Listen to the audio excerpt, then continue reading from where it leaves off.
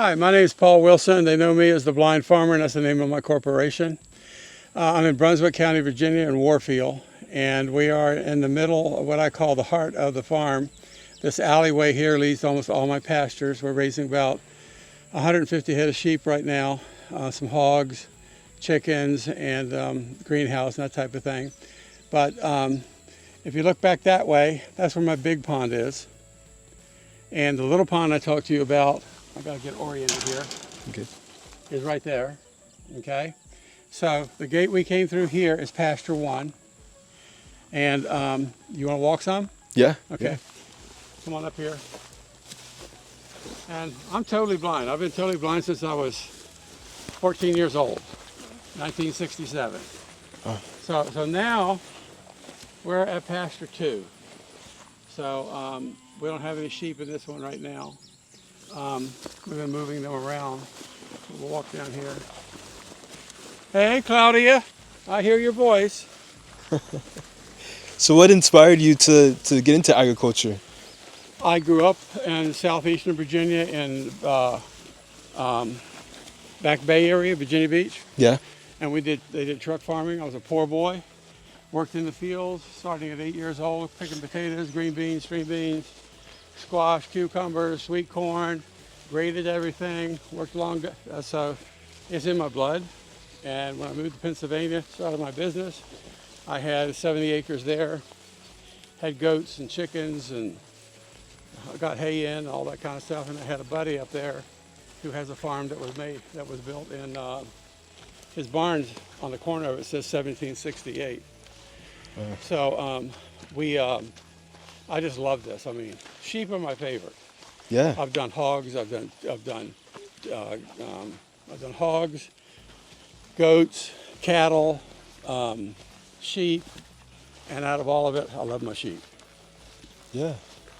And so, is that where you started? You first started with sheep, or you got out into? No, when I had my farm up in Pennsylvania, I had horses. My kids and I rode the mountains all the time. We could leave from home and not be back until dark and ride the mountains. So I did that we did that, and I had goats, and I had the garden, and I had chickens. But at that time I was running a sizable business. Yeah. And can't do it all when you're working 60, 70 hours of work and then come home and running a farm. Yeah. So now we're coming up to field 3 and pasture 3, and these are my dry. These are used. We just separated them from their lambs. So these when you say ewes, is that what you? These are females. Ewes are females. Okay. Yep. And you can see if you look at them, they got big bags like from nursing. Okay. And that's got to dry up. So we put them in this field because there's not a lot to eat, and they can't eat a lot, and because then they'll keep producing milk, and then we'll have some problems. Okay. Yeah. Baby, where are you? It's right here. Baby, where are you? I know your voice. Yes, I do. How are you? So yeah, cute. I know your voice. Don't I? Huh? You're a friendly one. You're the one with the bell on it? Here she comes. That was the first, she was a twin. Mom couldn't feed them both, and that's the first little lamb I brought in the house. She lived in my house for about 5 weeks. Yeah. Fed her by bottle, and I've had altogether, I think, 11 we've had in the house now. In fact, that one you heard me yell Claudia back there, she was the last one just for this year. Wow. But baby grew up. Where are you, baby? Now, what breeds are these? You said. These, you see some that are all white? Yeah. Okay. That's some kind of cross between Australian white and Katahdins. If they got color on them, they're more toward Katahdins. Baby, where are you? She's on the way. She's walking through them right now. Yeah, if I'm going to the field, she's all over me. That guy there she does the same thing. There's 2 of them in this field that will not leave me alone when I go in. And so on our right here, are those all the younger ones? Are those the babies that you moved? All the babies, we'll get to them. The babies are way behind us. Okay, way behind us. Okay. Way behind us. But yeah, you got baby right here. Or what's her name with the bell? That's sweet. Her name is just Baby. Okay, yeah. She's already had a lamb. Okay. So her lamb is up in that first field to the right when we came in. So we'll go back and look at the lamb until we get them. It's so rare for me to see. I mean, just all the lamb you have. I mean, approximately, do you know how many you have? How many? Sheep. Well, we sold 60 lambs already. 60. We went to market and sold 63. Yeah. Sold another 20 off the farm. In fact, we just sold 4 yesterday. Was it yesterday? Day before Saturday. Okay, so about 64. We sold close to 70. We got another 32 to go. So we'll sell about 100 lambs this year. Wow. And we're keeping some too. We're keeping some more ewes to build our flock up. 20 some of my ewes. You good to walk in this grass here? Oh, I don't care. I'll just give up. This stuff. It's isn't it weed? It's milkweed? Smell it? No, it's not. What is it? It's got a really pungent smell. It's called dog fennel. Okay? It does have a. We just bought a machine from England. I didn't want to do it, but when you start turning farmland back to pasture land, Yeah. in Virginia, you get all this crap stuff. Okay, they won't, sheep. That's bad for sheep to eat. It hurts the liver. Oh. Okay. Okay. So this machine, in the back of it has a big roller wheel that has brushes on it. So you raise it up. So you don't eat all the good grass down. Mm-hmm. Then you go in and run the machine over it, and it's going to hit it about that high and bend it over, and it covers it with a weed killer and kills it, and doesn't hurt the grass down here. That's good. So we're getting ready. We would have done it before now, but we went through the dry time, and we had some problems with the machine. By the time we got it fixed, now we're in the wet time, and we can't find 4 days in a row where it won't rain. I mean, it poured here last night. Yeah. Yeah. So I just don't care about weeds. I just go. But when we get down to the end here, you see the gate to gate 3? Yep. Okay, then there's another gate past it. That goes into another alleyway. It goes back about, it goes the full length of the side of gate 3, and then a little alley shoots off into pasture 4 back there. And then pasture 5 is back there. Pasture 5 is the only pasture that doesn't lead in. I got to go through one pasture to get to another. So you got to go through 4 to get to 5. Leaving 5, you got to come through 4 to get back out here.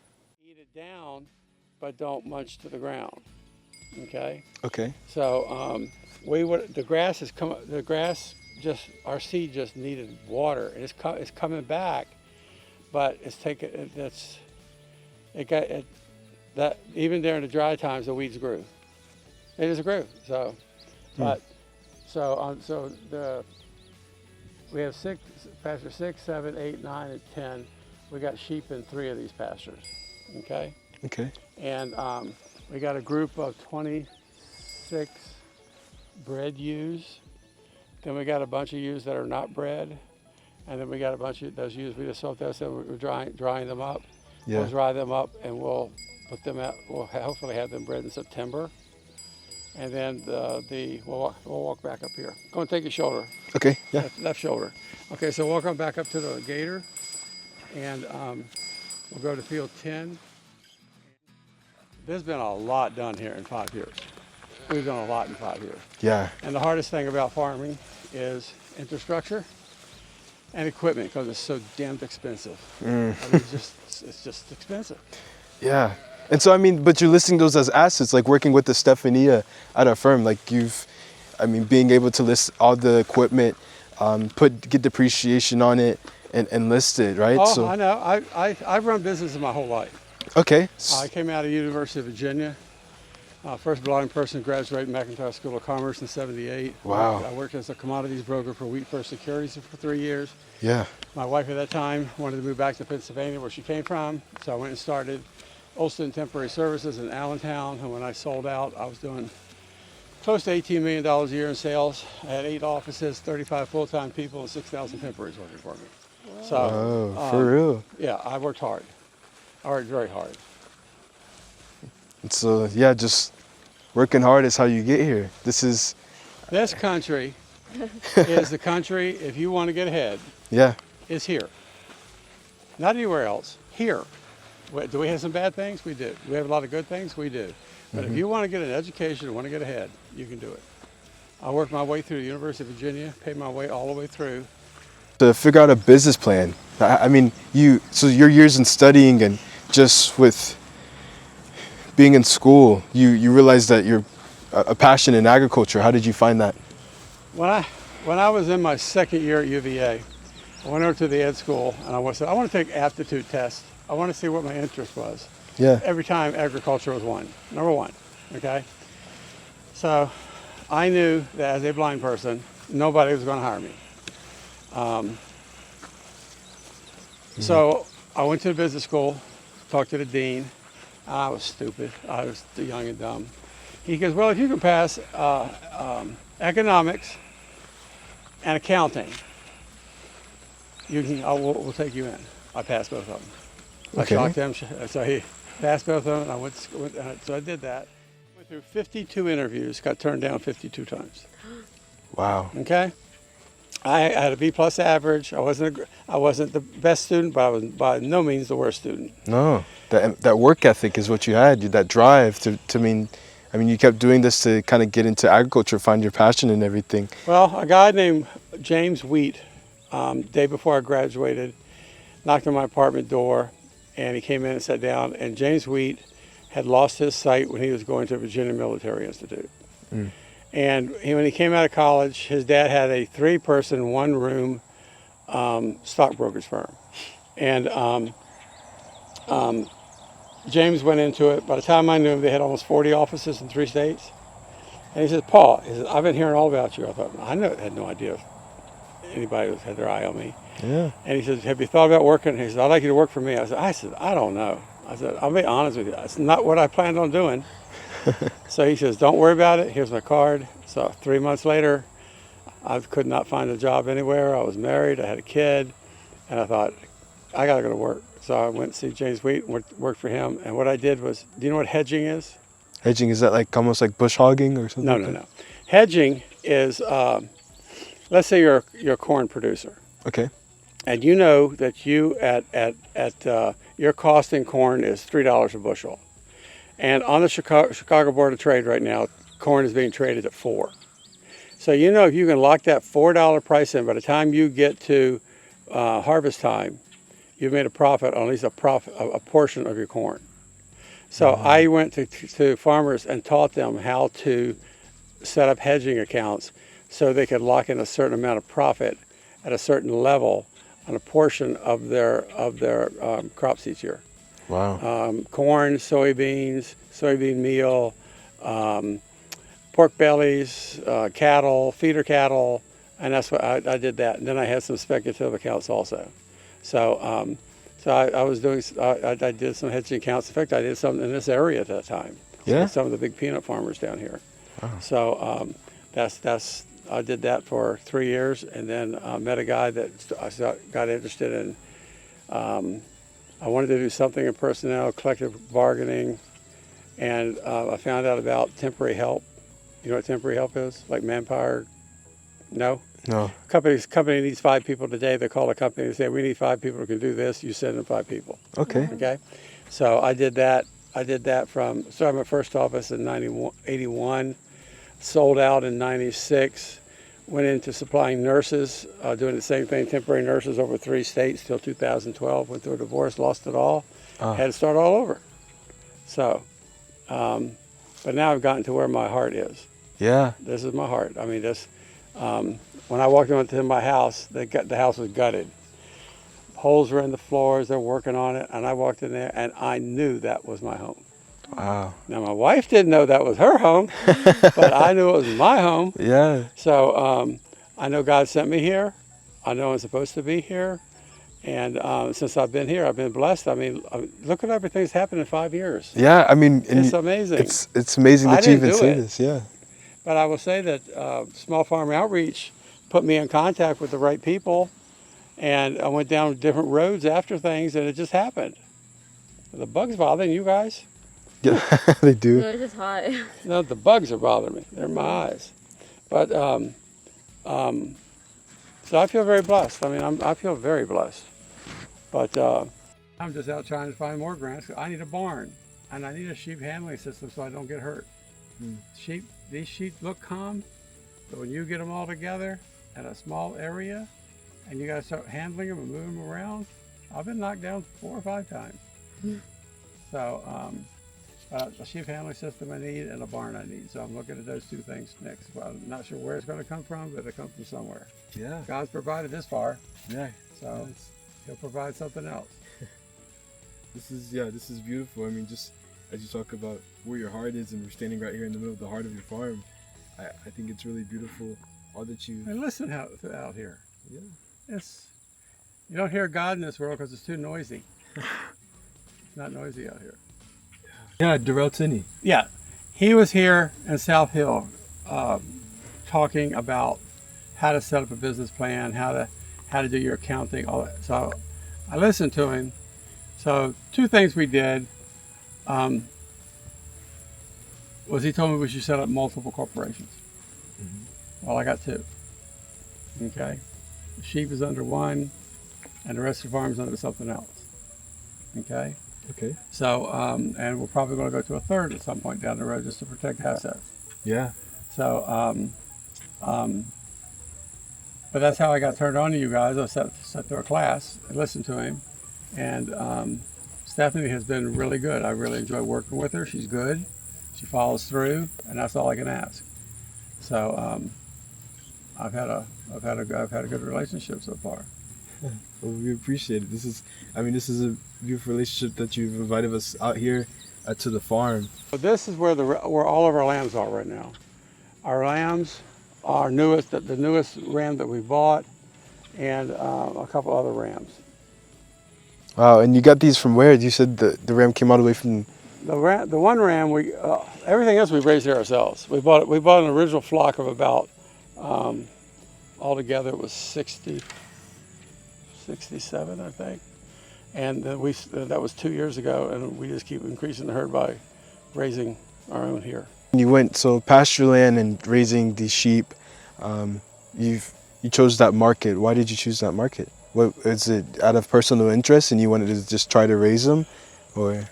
When I first started looking at this property, I was trying to figure out what to do with 65 acres. Yeah. I'm a business guy. Yeah. Everything's supposed to make money. Yeah. Somehow turn a little bit of money, right?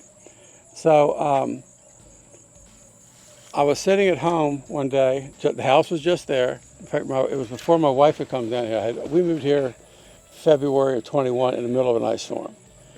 My wife's job wouldn't let her go till Memorial Day. So I was living here by myself, had the radio on, and I heard about a small farm outreach course going on in Emporia on raising rabbits. Couldn't get there. So I called Small Farm Outreach, and 2 gals showed up here, Marilyn and Tammy, and they started talking to me. So they got me to go to different farms. I say, I'd like to see this kind of operation. They find me a farm, and I get there. So I started seeing all the different things that were possibilities. And then the second thing you got to ask is, I'm blind, how can I do that? Okay? Yeah. No one tells me, I got to figure that out. So some of the things I wanted to raise, you can make some, if I could see, there's some really good ways to make a lot of money on a small piece of ground. Okay? But I can't drive a tractor to plow. I don't do wells with planting things in a row and not walking on it. Okay? So I had to contemplate about how I was going to do that. So the first season here, I put a garden in the ground, could not keep up with the weeds. Literally couldn't keep up with it. It killed me. So then I went to the raised boxes. That worked out really well. Boy, the gnats are horrible today. So I did that. And then my son called me and said, Dad, I can get a bunch of small greenhouses. They're only $200 a piece. I said, buy them. So he brought them. They were 12 by 12, so he hooked 2 of them together. So I got a small greenhouse that's 12 by 24, and I'm trying to learn there how to start all my own plants. Okay. Yeah. And then I got the big greenhouse, and then But this all came through small farm outreach, and then it all led to talking to Soil and Water and getting fencing. And I thought sheep. I had worked with sheep in the Shenandoah Valley as a teenager, and I thought I like sheep. I want to work with sheep, and it's been a great decision. I mean, cattle can crush you. Yeah. Pigs can run over you and bite you. I've been knocked down by sheep a couple of times, but generally sheep are really good to handle. And I'll tell you, that dog I have, she lives to herd sheep. And she's not perfect, but man, does she love it. I mean, she comes out here and her whole body's shaking to herd her sheep. And it's fantastic to be in the middle of all that. It's just like, last year, if we were to go around the corner here, that area all down here is where I'm going to put a barn someday. If you follow that side fence down here, it goes to another fence.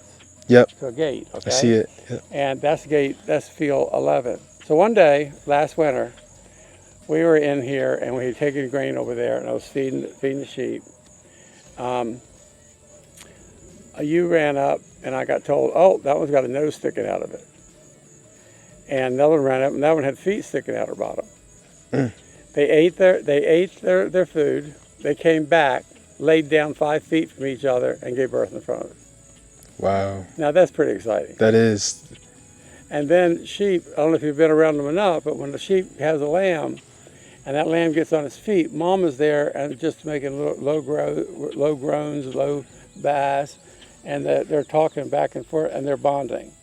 That is really wonderful to watch. And to hear. That is absolutely wonderful. Wow. So I mean, I had one ewe this past time. Out of all the lambs we had born, we only had one. We had a pull, and I pulled that one out.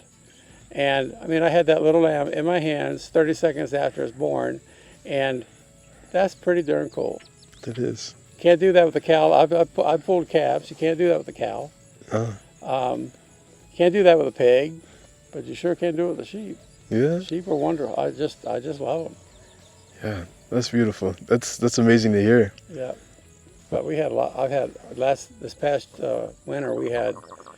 Remember how cold it got? Yep. We were lambing like mad. I mean, lambs were dropping everywhere, and we didn't lose one lamb to bad weather. Wow. So, but to have that life just fall into your hands like that, that's unique. That is. It is really. Try to draw it for you. Starting at that corner, it goes way back like this. Goes across here like this. It drops down. It comes back. It drops down. It comes over. It goes up.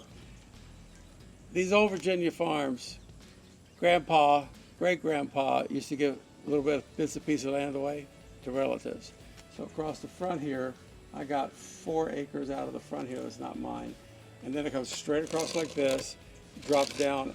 That would be the line over here to go down by my yard. So I'm in the far left-hand front corner. Okay. So the big pond is here, kind of in the middle. And what we did was when we designed this so I could go anywhere I wish to go. That pasture there is pasture 1. Okay.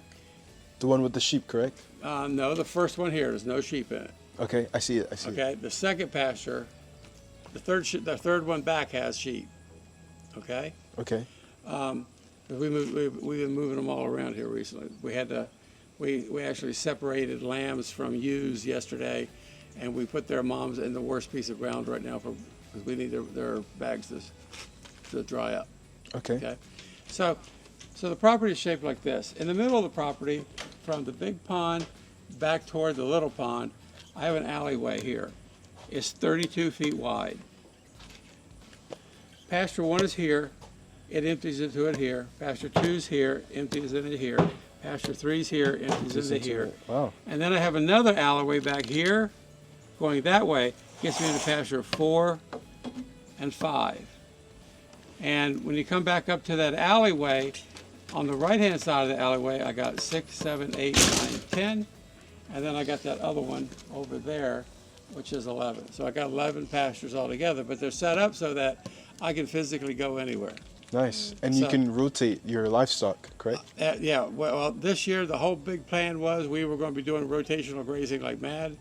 And with the drought, we have had to push sheep wherever we could get them a bite to eat. That's what it boiled down to. So there are a couple areas of this property. When I bought this property, it had been logged in a couple areas.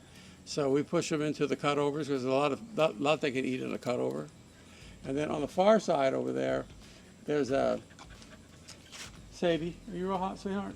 Huh? You okay, baby? Okay. On the far side over here, there's trees. They go to it. I'm not going to call it wetland because they didn't classify it. I had to fence it out. It's a drainage area when big storms hit. Okay. Okay. So I'm just getting used to my greenhouse because, like this year, we planted the greenhouse and it did really well production-wise. But it we didn't lay it out properly for a blind person, Oh, and it's making it really hard for me to harvest in there. because of okay. So we're getting ready to start ripping everything out in there. And I had weeds come up. I mean, I've done everything trying to keep weeds out, but it's me working here alone. And like today, I got to go feed sheep. I got to go out and feed hogs. I got to feed chickens. I got to get eggs. It goes on and on and on.